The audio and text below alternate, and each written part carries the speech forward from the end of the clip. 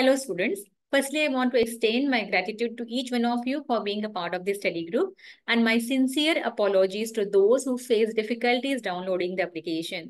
हमें पता है कि कुछ टेक्निकल ग्लिचेस की वजह से आपको पीएस की एप्लीकेशन मोबाइल में डाउनलोड करने के वक्त दिक्कत आ रही थी, लेकिन not to worry, we have come up with a super easy solution to ensure a seamless access to your course. अब आप हमारे जो कोर्सेज हैं हमारे वेबसाइट से भी एक्सेस कर सकते हैं बिना एप्लीकेशन डाउनलोड करके। तो हमारी वेबसाइट की जो लिंक है हमने डिस्क्रिप्शन बॉक्स में दे रखी है। एट द सेम टाइम आप इसे स्क्रीन पे भी देख सकते होंगे। During these days, many students express the need for full course access, especially for shorter duration. जैसे आपकी एग्जाम 1 या 2 वीक में आ रही है और कुछ इंपॉर्टेंट न्यूमेरिकल्स जो है उनके कॉन्सेप्ट आपको क्लियर करने हैं या कुछ रेगुलेशंस जो है आपको ब्रश अप करने हैं, एक्स्ट्रा केस स्टडीज की प्रैक्टिस करनी है ताकि एक्स्ट्रा कॉन्सेप्ट जो है वो आप कवर कर सको।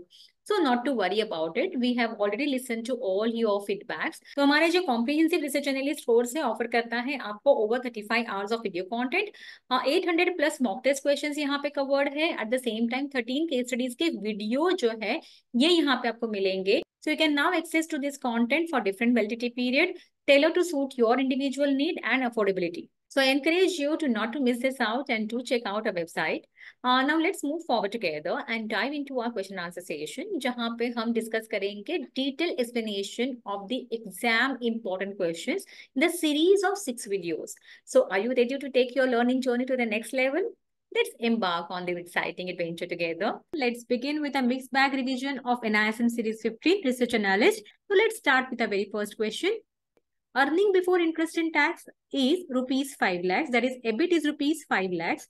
The EBIT percentage of the company is 25% of business revenue. That means 25% of sales. The net profit of the company is 10%. Profit जो है वो sales के ऊपर compute किया जाता है. That means 10% of sales is a net profit. The shares outstanding number is 4,000. Calculate EPS.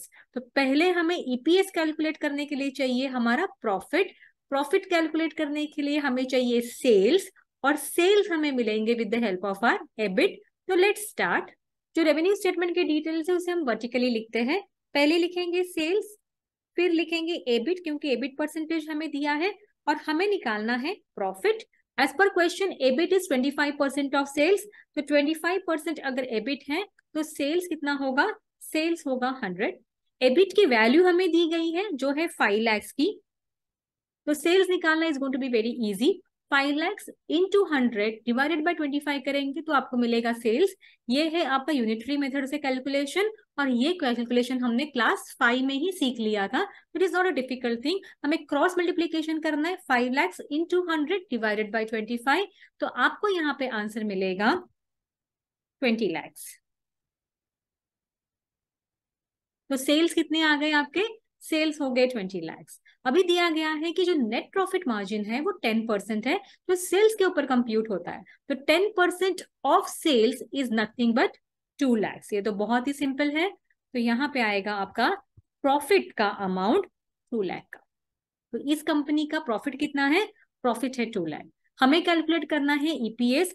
EPS का formula आपको पता है, EPS equal to profit that is net profit divided by number of outstanding shares. अभी outstanding shares कितने हैं, तो outstanding shares हमें दिए हैं 4,000 के। तो EPS equal to number, net profit है आपका 2 lakhs का और आउटस्टैंडिंग जो शेयर्स है वो है 4,000, तो ईपीएस आपका आएगा ₹50। Let's check the options now. Correct answer है option 1, ₹50। Next, current market price दिया है ₹480, पी है 12 times, dividend payout ratio है 60%। Calculate dividend per share. Dividend calculate करने के लिए सबसे पहले हमें चाहिए प्रॉफिट, क्योंकि डिविडेंड जो है वो प्रॉफिट के परसेंटेज पे पे किया जाता है। कितना परसेंटेज ऑफ प्रॉफिट जो है इन द फॉर्म ऑफ डिविडेंड दिया गया है, और कितना परसेंटेज जो प्रॉफिट है वो कंपनी ने रिटेन किया है अपने पास in the form of retained earning, जिसको रिजर्व्स एंड सरप्लस में हम बैलेंस शीट में देखते हैं। हमारे पास करंट मार्केट प्राइस है, हमारे पास पी है, दैट मीन्स हम with the help of P ratio हमारा ईपीएस कैलकुलेट कर सकते हैं। EPS is nothing but our profit per share. तो पी का फॉर्मूला हम यहाँ पे इंसर्ट कर लेते हैं, current market price divided by EPS। हमारे पास P है 12, करंट मार्केट प्राइस है 480 डिवाइडेड बाय EPS। तो EPS क्या आएगा यहाँ पे 480 divided by 12, that is nothing but ₹40। तो अभी हमें अर्निंग पर शेयर या प्रॉफिट पर शेयर मिल गया है। अभी हम कैलकुलेट करेंगे डिविडेंड पर शेयर। तो dividend per share equal to EPS into dividend payout ratio. Dividend per share equal to 40 into 60%, that is ₹24। So आपका डिविडेंड पर शेयर है ₹24। Let's look into the options. ₹40, ₹24, ₹16, ₹12। हमने calculate किया था ₹24। Next question. The distribution channel of a multinational company is not strong and widespread selling the products। जो भी product बना रही है एक मल्टीनेशनल कंपनी या कोई भी कंपनी फॉर दैट मैटर, इसका डिस्ट्रीब्यूशन चैनल जो है वो स्ट्रॉन्ग नहीं है, वाइड स्प्रेड नहीं है, एरिया कवर नहीं कर रहा है, तो क्या इसके प्रोडक्ट इफेक्टिवली सेल हो सकते हैं? Can this product B sold effectively? Product factory में बनने से लेके एंड कंज्यूमर तक पहुंचाने के लिए जो भी सिस्टम काम करता है उसे हम कहते हैं डिस्ट्रीब्यूशन चैनल। एग्जाम्पल के तौर पे बात करें तो बिस्लेरी, पार्ले जी, रिन, ये प्रोडक्ट आपको देश के सारे सिटीज में, स्मॉल टाउन्स में भी मिल जाते हैं। मतलब इसका जो डिस्ट्रीब्यूशन चैनल है वो काफी स्ट्रॉन्ग है। सर्विस सेक्टर का अगर एग्जाम्पल ले तो SBI है या ICICI है, इन बैंक की जो बैंक्स या ATM है आपको जगह जगह पे मिल जाते हैं और इसकी सर्विस जो है वो वाइड स्प्रेड है। दैट मीन्स वो हर जगह पे अवेलेबल है।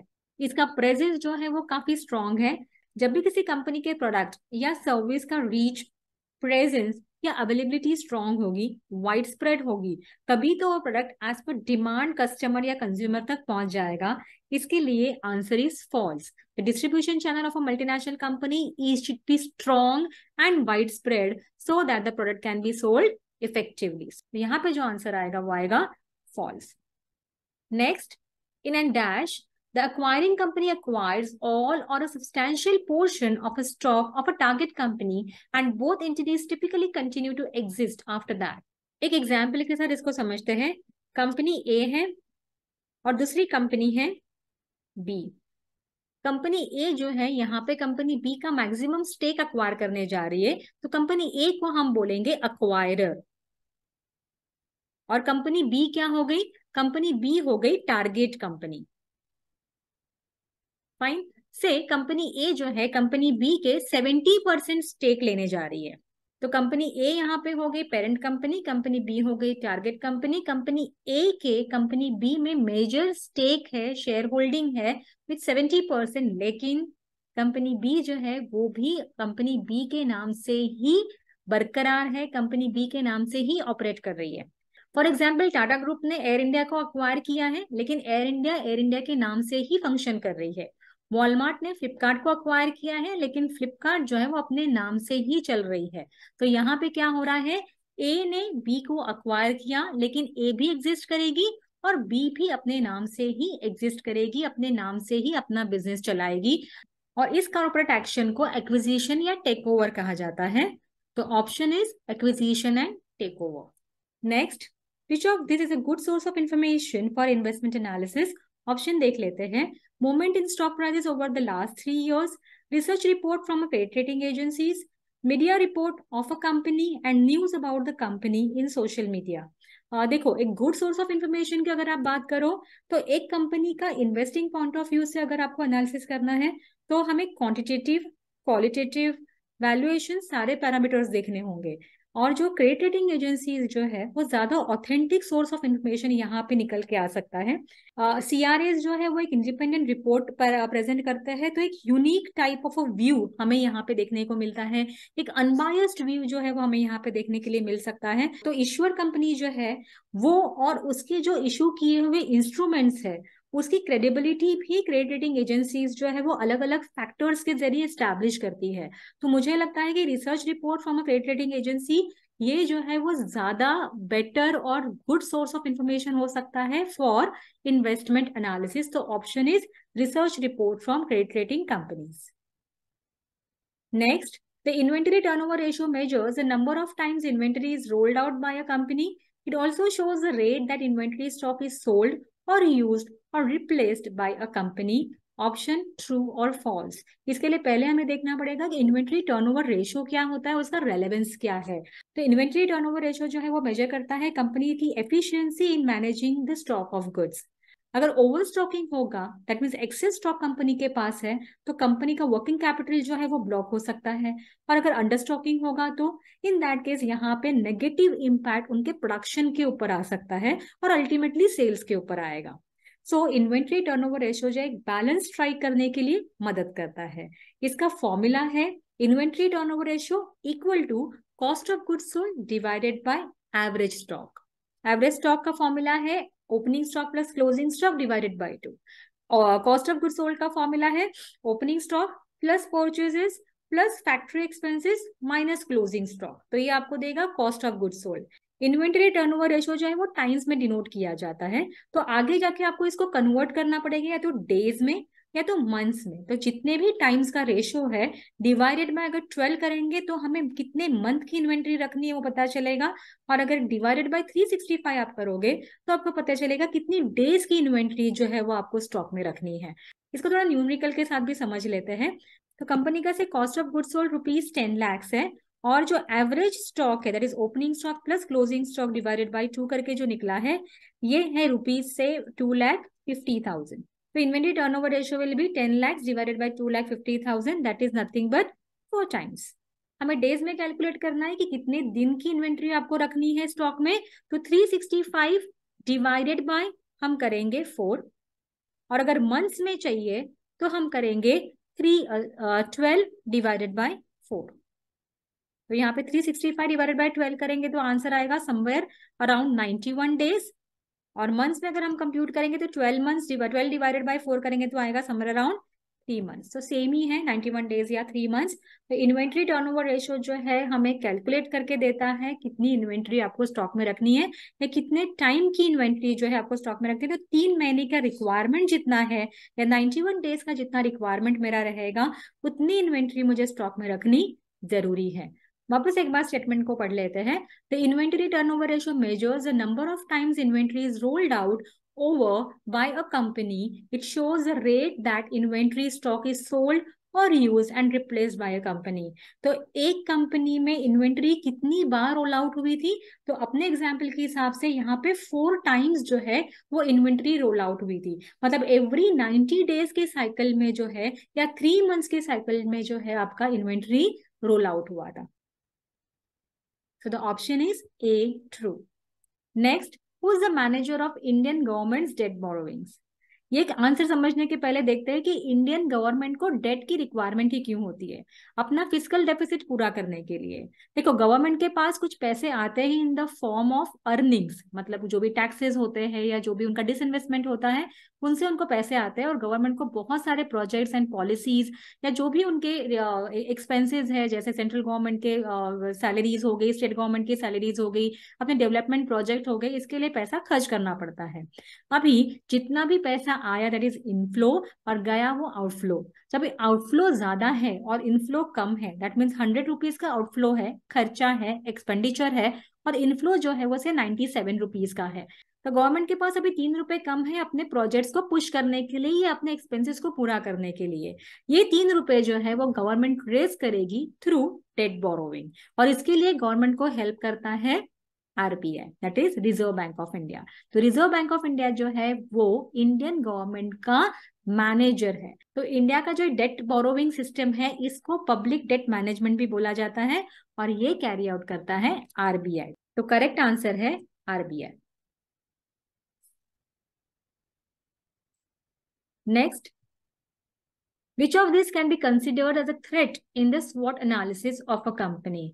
SWOT analysis that is strength, weakness, opportunities and threat. जो फर्स्ट 2 एस्पेक्ट है या 2 एट्रीब्यूट्स है SWOT एनालिसिस के that is strength and weakness, वो इंटरनल फैक्टर्स है of any company and opportunities and threat ये है external factors of any company. तो हम देखेंगे कि एक्सटर्नली कौन से फैक्टर्स यहाँ पे है जो कंपनी के परफॉर्मेंस को थ्रेट क्रिएट कर सकते हैं, उसकी वजह से कंपनी का परफॉर्मेंस जो है वो अफेक्ट हो सकता है। तो ऑप्शंस देख लेते हैं यहाँ पे। The patent held by company are expiring, तो ये इंटरनल मैटर हो गया है कंपनी का। Financial position of a company is very weak, तो ये वीकनेस हो गया कंपनी का और वो इंटरनल मैटर है। एंड लास्ट है नेचुरल कैलामिटीज और पैंडेमिक लाइक सिचुएशन। हाँ, ये एक एक्सटर्नल फैक्टर है, तो थ्रेट में जो है ये फैक्टर आएगा। तो ऑप्शन है नेचुरल कैलामिटीज और पैंडेमिक लाइक सिचुएशन।